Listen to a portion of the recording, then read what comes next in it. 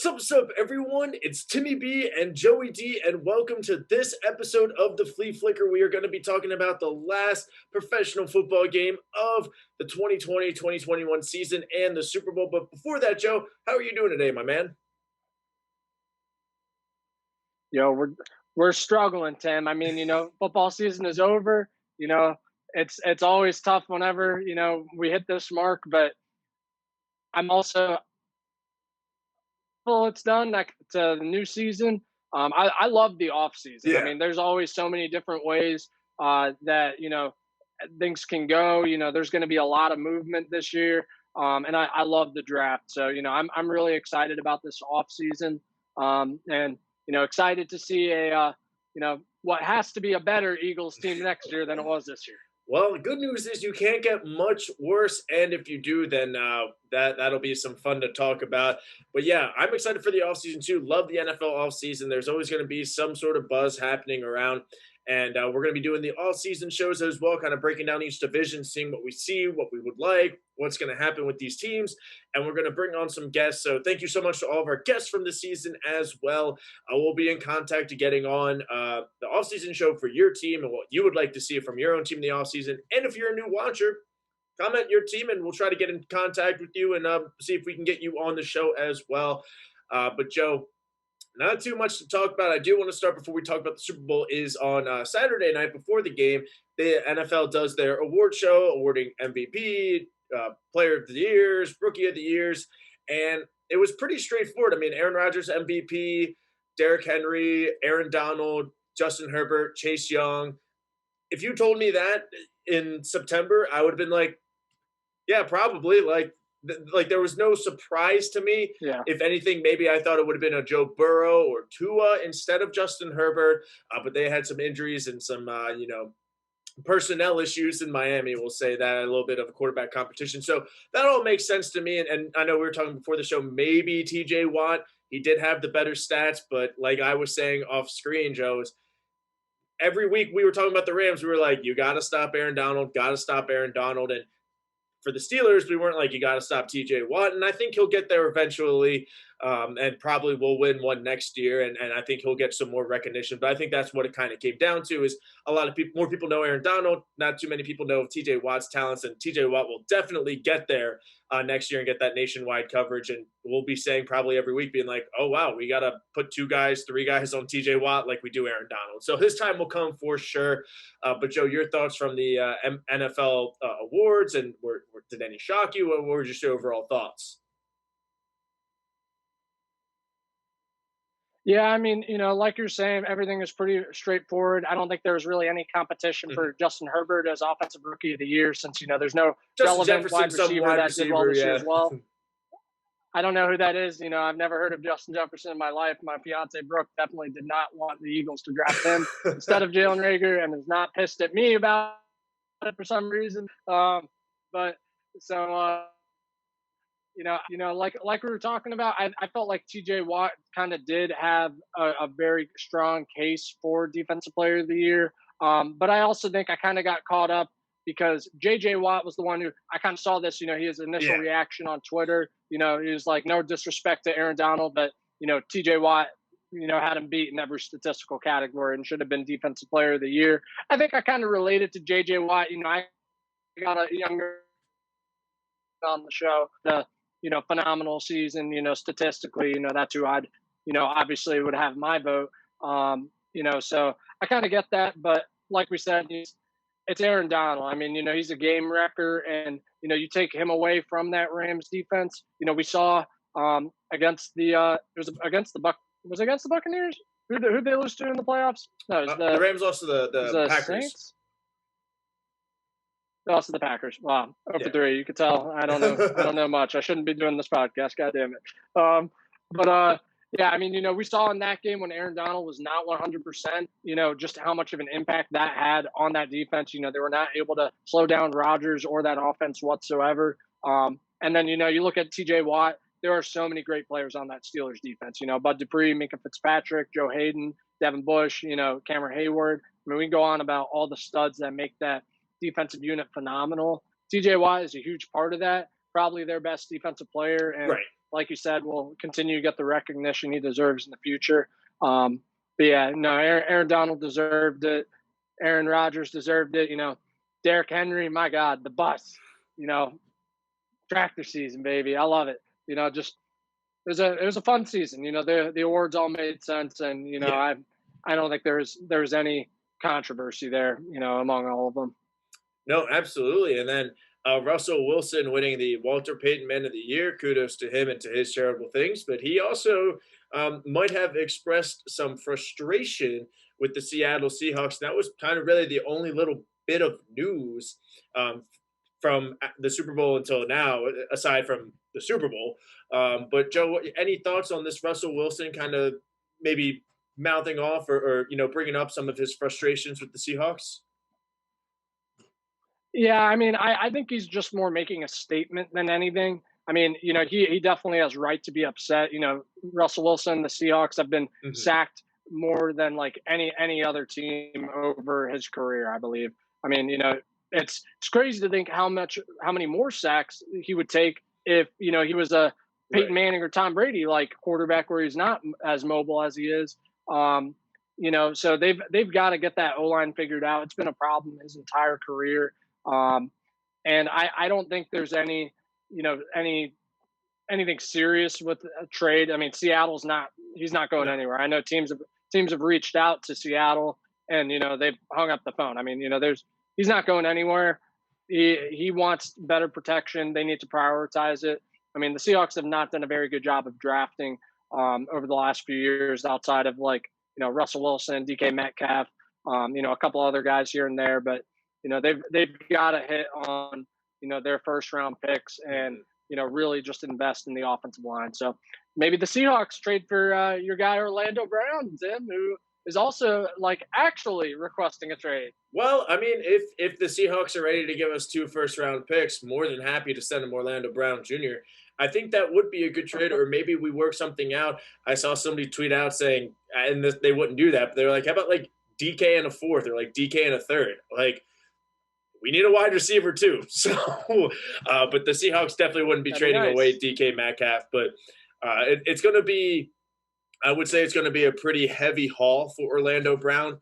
And like we were saying off screen, we might just come to him because he'll be on the last year of his rookie deal this upcoming season. We might just say, hey man, like we can trade you to the Giants if you want, or we can try to win the Super Bowl and then you'll get paid in free agency. So that's pretty much all. Like especially with Russell Wilson and Orlando Brown, nothing too much has come out, but except for those initial reports. So we'll see. It should be fun, and we'll see. Likewise with the Carson Wentz, that should be done sometime soon, I would imagine. So we're just going to be waiting it out, and that's the beauty of the offseason. We'll always get these rumors and reports. But yeah, Orlando Brown. If we do trade him, it will be a big haul, and I trust Eric DeCosta to get us a big haul, whether it's a player and a pick, two picks, just an early pick, or a couple of players. Either way, if we do trade Orlando Brown, it will be a very lucrative deal. And who knows? I mean, Ronnie Stanley, a left tackle, tearing your ACL or Achilles, high ankle sprain. They're big boys. We might have Orlando Brown at left tackle next year for the first couple of weeks to wait for Ronnie Stanley to get back. So we might need him. So, but that's all that for all season news. Let's hop into the final game of the season, Joe. We got the Tampa Bay Buccaneers beating the Kansas City Chiefs 31-9. Tom Brady does it again, wins his seventh Super Bowl, throwing for just 200 yards, but three touchdowns, connecting with his friend Robert Gronkowski for six catches and two touchdowns. Now, on the flip side, the Chiefs just look bad. I mean, you said it in the preview. They were banged up offensive line. The Buccaneers were feasting on banged up offensive lines against the Packers and the Chiefs. Mahomes ran for about 500 yards, trying to avoid some sacks and throughout the whole game. I mean, Travis Kelce still had 10 catches for 133 yards, but this game wasn't even close. And once the Buccaneers went up 21-6 right before halftime, I think that was pretty much it, especially with the Chiefs not scoring again in the early third. And, that fourth quarter was just kind of boring. And that was kind of the game. And, there were some factors as well, Joe. There was maybe a couple ticky-tacky calls that maybe shouldn't have been called, and maybe on the Tyrann Mathieu interception. I don't know about that one, but at the end of the Right. day, if you overturn those calls, it wouldn't have mattered. It didn't affect the outcome of the game. The Buccaneers were still going to win this, and kind of, I don't want to say it's a blueprint to beat the Chiefs, but hey, you got to get pressure. Like the Giants beating Brady in previous Super Bowls, or beating Peyton Manning, beating Mahomes. It's like, how do we get to the quarterback only rushing 3 or 4 people? Todd Bowles, give him the MVP of the Super Bowl, and not Yes. Tom Brady. He got very creative with his blitzes. Jason Pierre-Paul, Devin White, that D line in the front seven kept getting pressure. When they weren't blitzing, a defensive back was, and they were just in Mahomes' face all night long. And when he threw it, they weren't catching it. They had a couple of drops, a couple right off the helmet. So it was one of those games where it just wasn't the Chiefs' day, and it's just a little shocking because we haven't seen a Mahomes Chiefs do this bad before. So I think that was a big shock. But kudos to Tampa Bay, kudos to all the Tampa Bay fans. But Joe, what were your thoughts from the Super Bowl and the game itself? Yeah, I mean, I was definitely disappointed in the fact that it wasn't an exciting Super Bowl. I mean, Mhm. Tampa Bay just controlled that game from the start, and just never took their foot off the gas. I mean, they like you said, they were getting so much pressure throughout that entire game. They did a great job, just rushing four. Sometimes sending like a couple blitzes, with corners, but then dropping a D lineman back in coverage. So it's still Mhm. you're only rushing four. You're simulating a little bit more pressure, and kind of speeding up that clock in Mahomes' head. So phenomenal game plan by Todd Bowles Mhm. and that entire defense. Devin White had a great game as well. I mean, Travis, yeah, he had a lot of catches and yards, but it's kind of garbage time when he really picked up a lot of those. Throughout the game, Levante David and Devin White both did a really good job limiting him. Um, and then they did a great job of limiting Tyreek Hill. I mean, he was a non-factor in this game, for pretty much the most part. I mean, Especially when they played in the it's regular season, he had it's 200 so yards and hard. 3 touchdowns in the first quarter. Exactly. Exactly. It's insane, but they learned from that. And there was not a play where he was not doubled Mhm. every single every single play. There was double coverage on Tyreek Hill, and then their linebackers did a great job on Travis Kelsey, and the D line got pressure. I mean, it's when your first and second read are already taken away, and you've got pressure in your face immediately. Now it's up to Patrick Mahomes Mhm. every single play to make something happen, and nobody else really stepped up. I mean, the run Right. game wasn't there the entire game. Sammy Watkins, Miko Hardman, none of these other guys really stepped up. And I mean, Andy Reid and Eric Bieniemy also did not really adjust as well as they should have. I mean, leave some more guys in protection if your offensive line is struggling that hard. Just give Mahomes some time to throw. Just give him enough time for a five-step drop, and Tyreek Hill just Right. does a fly route, and you just throw it as far as you can and let him get under it. Like have a shot, but just like I said, phenomenal game plan by Todd Bowles on the defensive side of the ball. I think that's really the big storyline to come from this game. Overall, I mean, yeah, the Buccaneers offense, did a good job. They didn't turn the ball over, and they Tom Brady had a good game as well. But I mean, it's so much more difficult to do what they did on the defensive side of the ball and just Right. completely shut down Kansas City. I mean, when was the last time Patrick Mahomes lost by double digits? Wasn't it like in high school or something? Like, I- it's ridiculous. Maybe You flag know, football. Like, something like that. I mean, so what Todd Bowles and that defensive unit was able to do to Patrick Mahomes is truly special, and cannot be appreciated enough. I mean, that's Patrick Mahomes. We thought that even with all of these factors that it would still be a good game. At least I did. I right. didn't see the Chiefs blowing them out by any means because I thought that D line was going to keep them in the game. But Mhm. I still expected Patrick Mahomes, Tyreek Hill, and Travis Kelsey to get theirs and keep it close. But for them to just be able to no touchdowns from the Chiefs this entire game, like that's insane. I don't know. I can't emphasize it enough. How great of a game plan Todd Bowles and that defense had. But we've got to give kudos to the GM, Mhm. Jason Licht or Jason Light. Mm, I don't I know. don't know, one of the two. Licht. You decide how it's pronounced, viewers. Um, but he did such a great job of just not only drafting well. These guys that have been homegrown like Vita Vea, Devin White, Mike Evans, Chris Godwin, Isaiah Wynn, Ali Marpet. Um, like so many guys Right. on this team that have been drafted and re-signed, but then also what he's done bringing people in from the outside. I mean, Jason Pierre-Paul, Shaquille Barrett. Obviously, when we go to the Leonard offensive side of the Fournette. ball,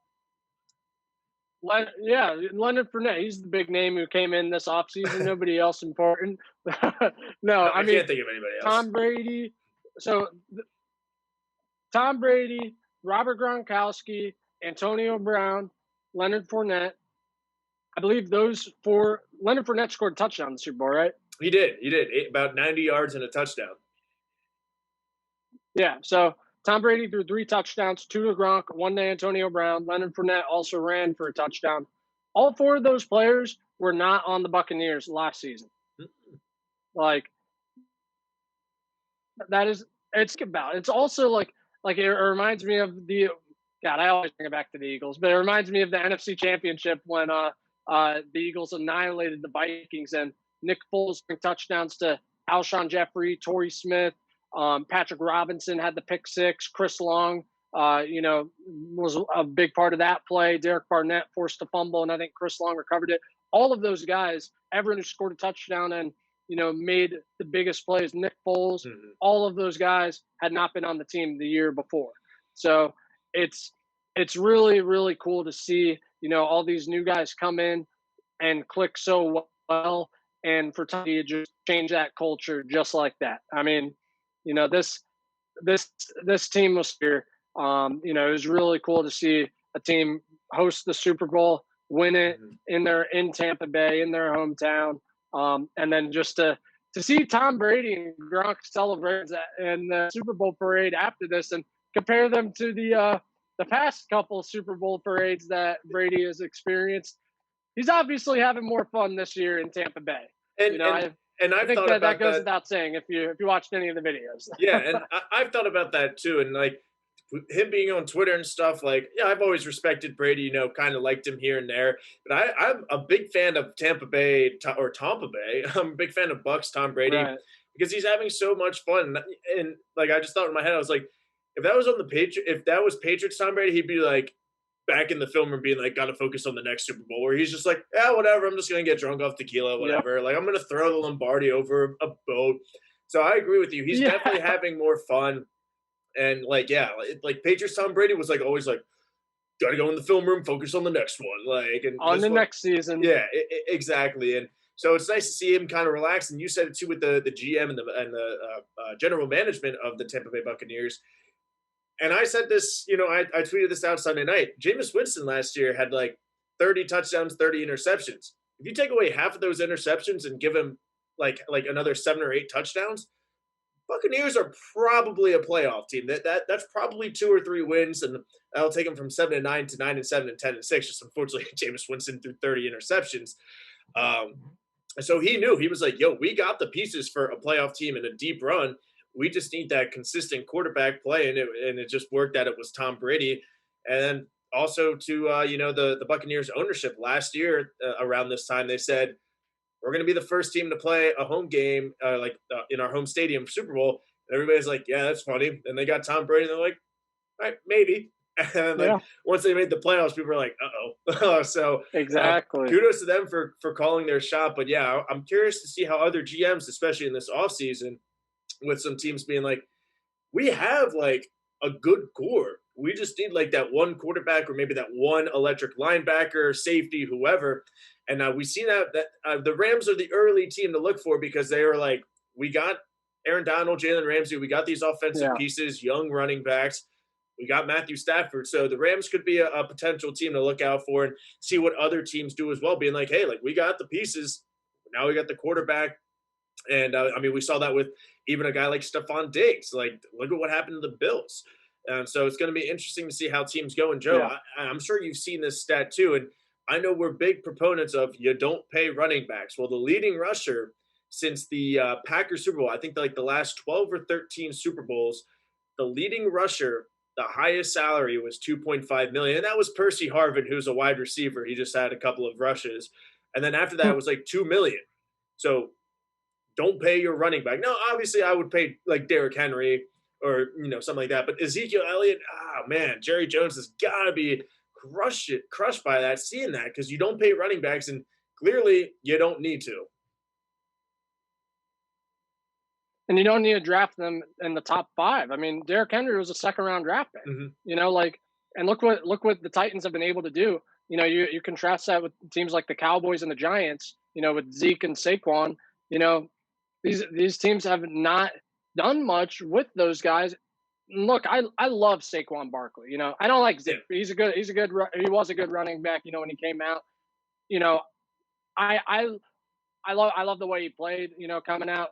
I love Saquon the way he plays, who he is. I don't want to take away from that because they probably were the best players in those drafts. Potentially, debatably. I mean, I know in the draft that Saquon went, it was I think forget who went first that draft, and I think Saquon was like the second back taken. I think Darnold went after him. But I think Saquon was number 2 overall. I think. Yeah, that's what I meant. That's what I meant. I'm sorry. Yeah. I forget who was number 1 overall that draft. But the argument could be made that Saquon was the best player in that draft. Right.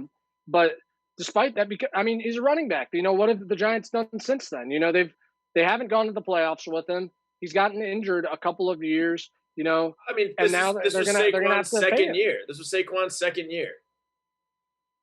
Wasn't this? I thought this was his third year. No, it was his second year. You sure about that too? Very, very positive. Yeah. I could look it up if you would like. All right. Well, I mean, I feel like he's been. I thought last year was his third year because I thought that he's had 2. Because I thought that because he was out all of this year and he was I thought banged up last year, but he had like a really good rookie year. Oh, you are right. I didn't. I thought it was only his second year. Dang. What an idiot, Timmy B. Don't you ever talk back to me again. All right, fine. I'm just kidding. I only talk to Brooke like that. Right, Brooke? I'm just kidding. That's my fiance. But so I mean, like I'm saying, that's it. Just kind of proves the point. You've had Saquon for 3 years, and what has that gotten you? I mean, I think that they would have made the playoffs this year if he was fully healthy with the NFC East. Okay, but you might make the playoffs and win the NFC East at what 6-10, 7-9. Yeah. I'm agreeing with you, but I mean Saquon Barkley or like a Chris McCaffrey, he's a difference maker. Yeah, but now you're gonna have to choose whether you're gonna give him a contract in just another. So less resources that you can then invest in the rest of the team. So I mean. I don't know. I mean, and just kind of going on the Giants right now, we're going down this rabbit hole. I'm pretty sure that they're rushing, like they were a more successful rushing team this year without Saquon than they were with Saquon. I can't remember if it was like total rushing yards per game and for his their averages or what. But I remember seeing that their rushing offense was just a little bit more successful this year without him. They definitely need to figure out something. I mean, even like the Panthers this year when McCaffrey was down, their rushing attack was, just as good. I mean, with Mike Davis was fine. So the Giants and the Panthers do need to work out when both of them are healthy to have like that 1-2 punch. That way you can still be successful with him on the field and without him on the field. Exactly. So that's we've harped on it enough, but yeah, I don't recommend taking running backs that early. You can. I mean, Leonard Fournette was picked up for, was he picked up off waivers by the Bucs? I'm not sure if it was waivers or if he cleared waivers and then they just signed him. I'm not quite sure. Yeah, but it wasn't a big contract. I mean, it's a running back. They're a dime a dozen. There's some really good ones, but you can get good running backs. You can get the value there later on at that position. So like you said, there's it's hard to go back and think about which elite running backs have led to a led a team on a Super Bowl run and gotten a Super Bowl victory, out of it. I think like Terrell Davis is like one of the most recent ones, if I remember correctly, or like at least the only one that I can like think of off the top of my head. Um, Yeah, no, yeah. So, yeah, you and know, goes to show it's a passing league. it's a passing league. Don't pay your running backs. And my only question was because you said it, Joe, wasn't that exciting of a game, and I feel like we covered most of the game. Now, generally, if you the losing team of the Super Bowl kind of struggles the next year, do you see the Chiefs struggling next season, or do you just see them returning to form and dominating teams? Likewise, on the Tampa Bay Buccaneers side, do you see them maybe having a little bit of a hangover? Generally, they make the playoffs a little bit more the winner the next season. So the next season, like a little preview, do you see the Chiefs, just not skipping a beat and still dominating? Do you see the Bucks, taking a step back? What do you see from these two teams right now? With the Chiefs, I still have concerns about their offensive line Mhm. for next year. I mean, Eric Fisher, was it Achilles or I think it was an ACL? Achilles. Yeah. Yeah, so he's probably going to be out for the beginning of next season. And Jeff Shorts, who is out, he's getting up there in age. He's not Yeah. a spring chicken as well. So it remains to be seen how effective he's going to be coming back off of injury at this age and how much longer he has. So I mean, the Chiefs have to figure out a way to get that offensive line right. Maybe Orlando Brown is who they go for. Maybe you get a first round pick there. Maybe Number you better give 31 us overall. Kelsey and Hill for that. No, yeah, you guys need more tight ends, right? Very We just need somebody to go up and get a football when we throw it to him. true. So I that's my biggest concern for the Chiefs. Like, are they going to be able to get their offensive line right for next season? Because I mean, it's not like they have a premium draft pick they can spend on a proven commodity at tackle. Hmm. If they take the best offensive lineman available at 31, you don't know what you're getting with that. Right. So that's kind of what I'm looking for there. Offensive line, getting that short up, and also getting another receiver to step up, after Tyreek Hill and Travis Kelsey. But I mean, outside of that, I mean, it's still Mahomes. He's going to be back. He's going to be healthy. It's still Andy Reid, Eric Bieniemy. This offense is going to still be lights out if they're not going up against a phenomenal front seven and have a bunch of backup offensive linemen, and their offense will be all right, and they'll still be back in the AFC Championship, I believe, next year. Um, Yeah. with the Bucks, that they've got a lot of free agents. That's Yeah. the biggest thing. I mean, like Chris Godwin, Jack Barrett. Shoot, who else? I know. That's the first two I'm thinking of. I know there's like a significant amount more. I think Antonio Brown also might be on a 1 year deal. Probably. I would assume so. Like they've that's just the biggest thing for them, like kind of retaining what they did this year. But a guy like Shaq Barrett, I think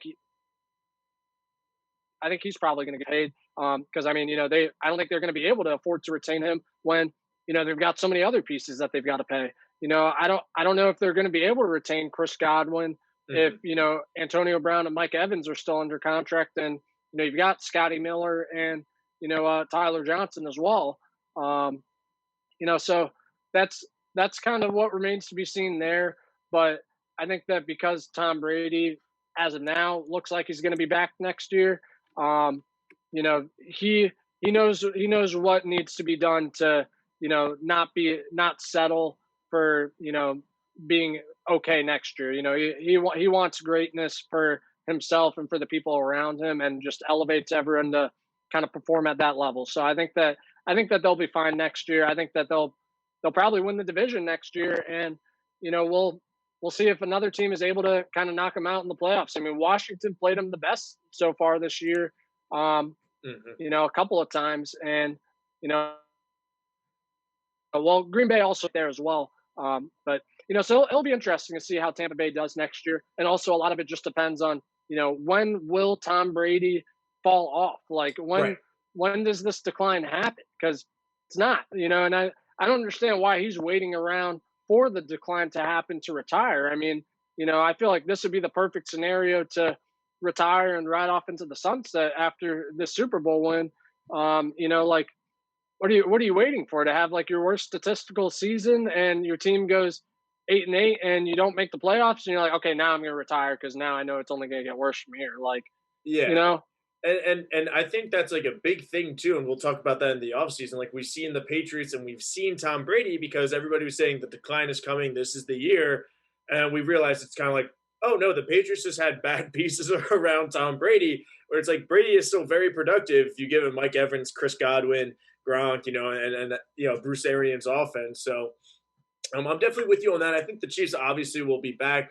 I think it might be a little bit tougher. I don't know if they'll be dominating week in, week out. Like the Chargers should be right. getting better. I mean, the Raiders beat them. So teams will be getting better. And I think that they will be able to beat them a little bit more. And I think offensive line is a key thing.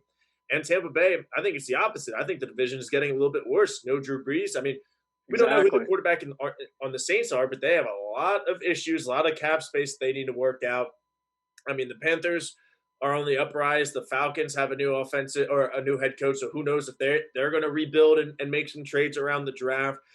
So I think that the Buccaneers are sitting pretty to at least make the playoffs again, and we'll see if they can win the division this year. But I'm pretty much all tapped out, Joe. Do you have anything else about the Super Bowl or what to expect in the offseason? Anything like that? Not really. I mean, there's going to be a lot of changes, a lot of moving parts this offseason, a lot of big names kind of moving all around. So I'm really excited to see how that all kind of shakes out and kind of analyze all of it together. Um, I wish there was more we could talk about the Super Bowl, but I know, you know, right? it, it was disappointing. It should have been like, an exciting game, Patrick Mahomes and Tom Brady, but again, like, I'm not going to be mad at the Bucks defense and Todd Bowles for having a phenomenal game plan and No, dominating, because that's, there's probably not a more impressive feat that I've seen recently than to hold Patrick Mahomes to 0 touchdowns in the Super Bowl. You know, it's it's unreal.